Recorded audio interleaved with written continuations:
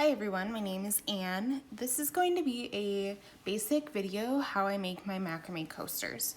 So this is what my coasters look like on the front, and then this is what they look like on the back. So I'm going to walk you through each of the steps. The coasters. So what you're going to need to make the coasters is 5mm macrame string. You can use other widths, but for this video, if you're following along, please use 5mm string until you know the tips and tricks to work with other thicknesses. You're going to need a comb for fraying. Any fine tooth comb will work. A sharp scissors is ideal, and a ruler if your rope is not pre-cut. So I'm going to start by making the pre-knotted ring that I include in my kits. So if you have one of my kits, you do not need to do this step. You're going to start with a 6-inch piece of rope and 5 28-inch pieces. And here I'm going to do 5 lark's head knots to attach each piece of rope to the 6-inch piece. So you're going to fold your 28-inch piece in half, make sure the ends are even. Put the loop under the rope, pull the ends through. So I'm going to attach all 5 that same way. If you attach one upside down, you'll be able to tell that the knot looks different. So you do want to make sure each knot looks the same here.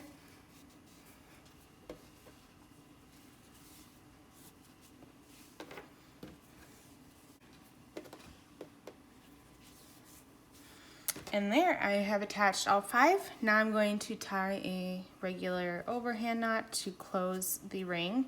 You do want to make sure you pull this tight enough that your hole in the middle isn't too big.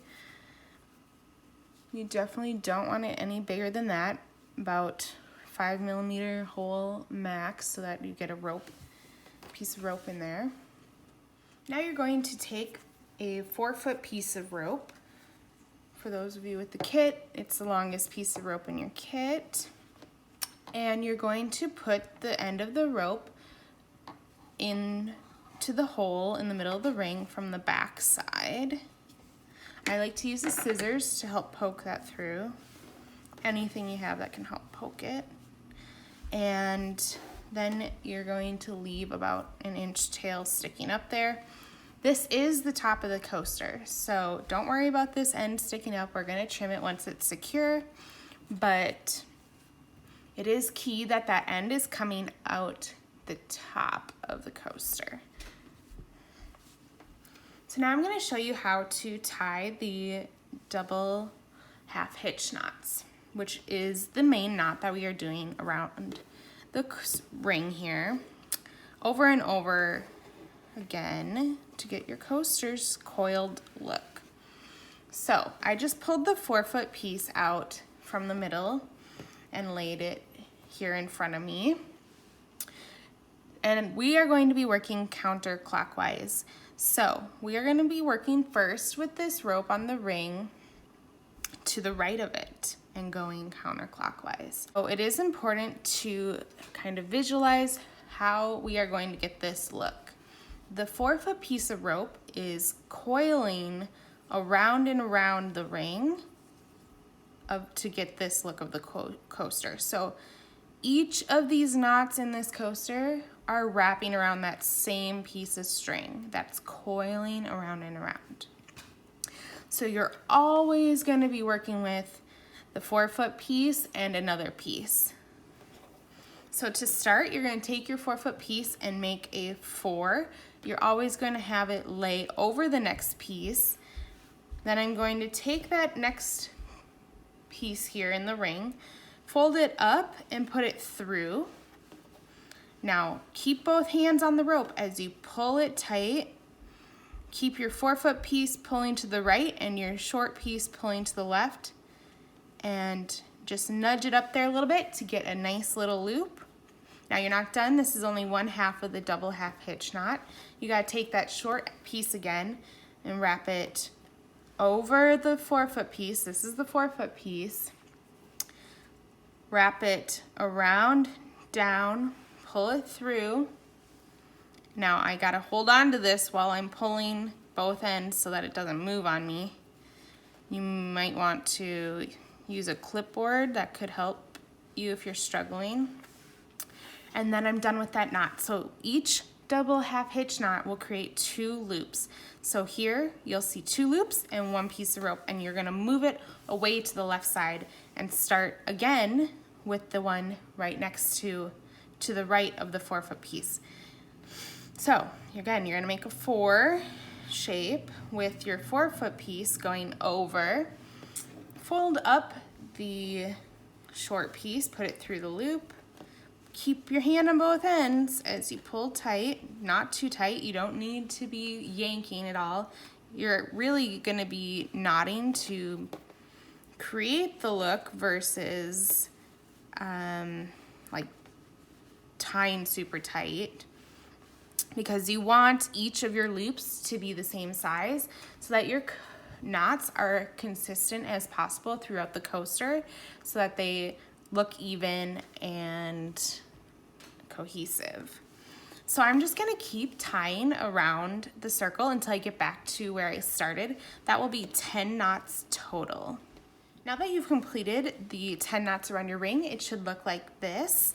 I'm actually going to trim the ends on the back side here that were from when we made the pre-knotted ring so that my coaster's laying a little flatter. And now you're going to grab your bundle of 24-inch pieces of rope, and we're gonna add them around the circle as we go this time. So we're gonna do a lark's head knot like I showed before. You're gonna make sure your rope is folded in half, the ends are even. If they aren't even, that could cause problems for you later. You're going to put the loop under the 4-foot piece, pull the ends through, and slide it up next to your last knot, just like that. So now I'm going to do 2 double half hitch knots like you guys did the first time around. You already know how to do the knot.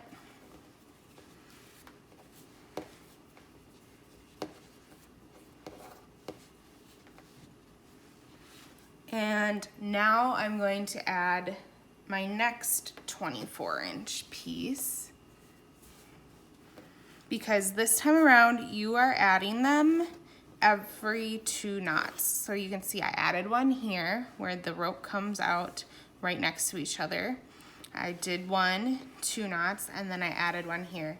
So I'm gonna keep that pattern until I get back to where I started. So I'm back to where I started. I added my 5 24-inch pieces of rope, and now for my 3rd time around the ring, I will not be adding any more rope. I will just be tying 20 knots. So I'm just gonna keep doing the double half hitch knot like we've been doing. I've completed my 3rd time around the coaster, and now we have 2 more times around the coaster to go. This time I will be adding the 12-inch pieces of rope in your kit if you have the kit. So you're gonna fold them in half and do a lark's head knot to attach each of them again. So here I'll attach 1. Then this time around we're gonna do 4 double half hitch knots before you add the next one. So I did 1, 2,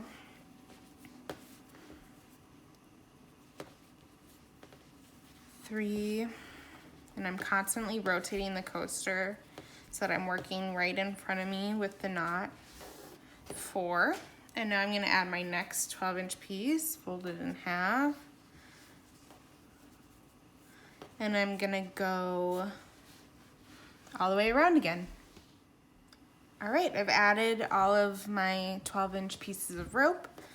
Now this last time around the coaster, we're just gonna do all of the double half hitch knots with each rope all the way around. So that will be 30 knots.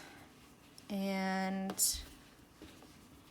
then we will be done. As long as you have at least 3 to 4 inches of rope to work with, you should be able to get another knot out of that piece of rope. So I'm just gonna keep going until I get to the end.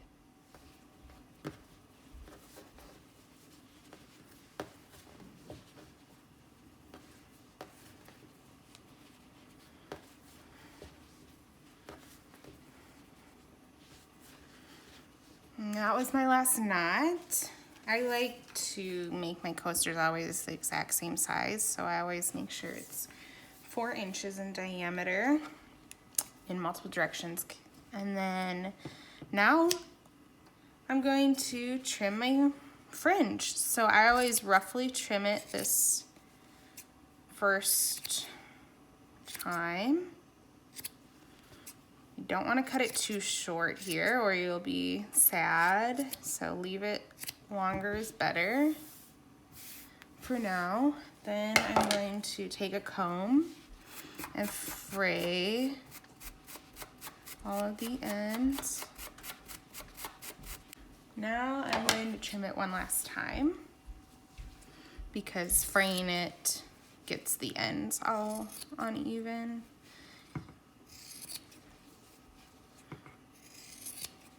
I like to do about 1 inch, but it's really up to you how long you like the fringe.